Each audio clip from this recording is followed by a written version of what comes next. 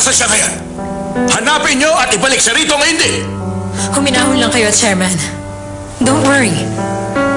Alam ko po kung nasaan siya. Kung ganun pala, bakit nakatayo ka pa rin dyan?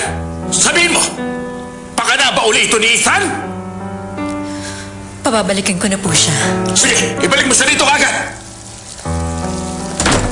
Marga, I'm sorry, huwag muna ngayon. pinuntahan ako ni Ethan. Ano? Bakit daw po?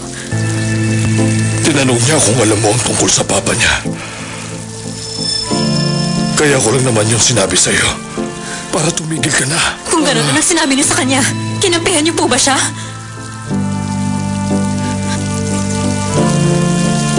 Talaga bang ikaw ang gumawa ng lahat? Thank you, Papa. May tiwala ako sa inyo. Marga.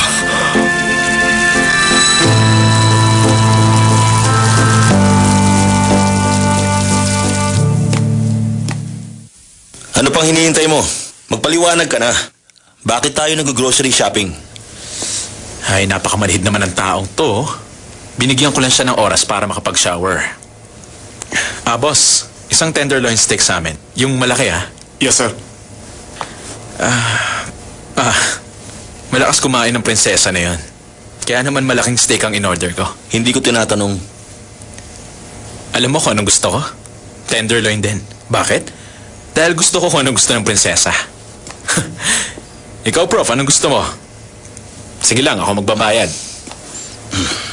Skirt steak. Ay, pambihirang tao to.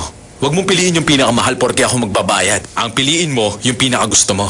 Ha?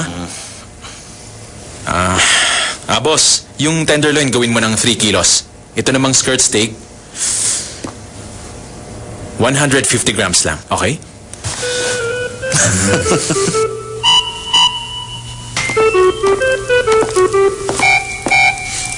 Ay, dapat kumuha ka ng malaking suka para makaunat siya.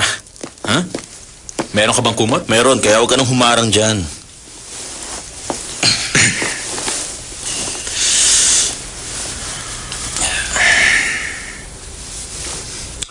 Teka, stop. Kukumutan mo lang naman siya, di ba? Bakit kailangan mo pa siyang hipu-hipuin ng konti? Kung ano-ano nakikita mo, para kang sira. Natutulog na siya.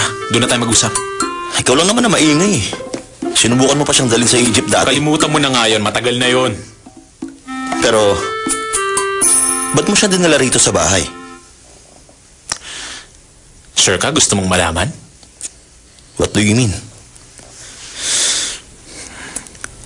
Sorry to say this, pero sa tingin ko kasi, dito lang hindi pupunta si Marga.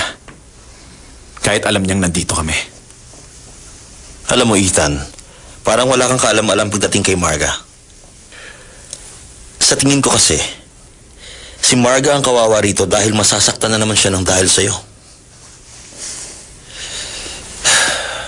Pwede ka nang bumangon. Tapos na kami mag-usap. Teka, paano mo naman nalaman? Naranasan ko na kasi matulog ng ganyan. By this time, manhid na yung binti mo. Salamat, mukhang wala na yatang dugo yung binti ko eh. Gutom ka na ba? Bumili ko ng steak. Oo. Anong bumili ka? Ako nagbayad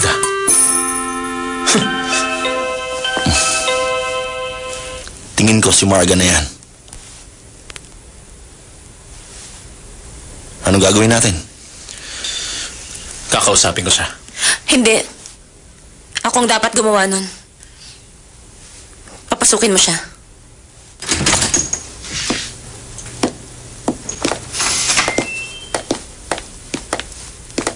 Pwede bang makausap kita sa labas ngayon? Tamang-tama, may tatanong ako sa'yo. Simula sa araw na to, kapag kasama mo si Ethan Park dito sa Villa, kailangan mong kalimutan ang lahat. Si Ethan lang ang titingnan mo. Si Ethan lang ang isipin mo. Si Ethan lang ang pakikinggan mo, maliwanag. Ako ang anak ni Chairman Esther Park. Ako si James Park. Sabihin niyo, hindi po kayo ang dahilan kung bakit namatay ang papa ko. Hindi ako ang pumatay sa papa mo. Isa lang yung aksidente. Kaya ako na ang nag-alaga sa'yo. Kayo ang nag-alaga sa akin? Ay, hindi ka man lang nagpaalam. Nag-aalala ako. Lizelle, nasan ka ba ngayon? Bilisan mo, bumalik ka na lang, ha? Sorry, pero hindi na ako babalik. Kasi, iniwan ko na si Ethan Park. Kayo ba, Mr. Chairman, ang pumatay? Tama po kayo. Hatulan po ninyo ako ng nararapat na kamatayan. Kamahalan, hindi kayo maaaring umalis. Pakiusap. Kung aalis kayo, mas mabuti pang patayin niyo na lang ako, kamahalan.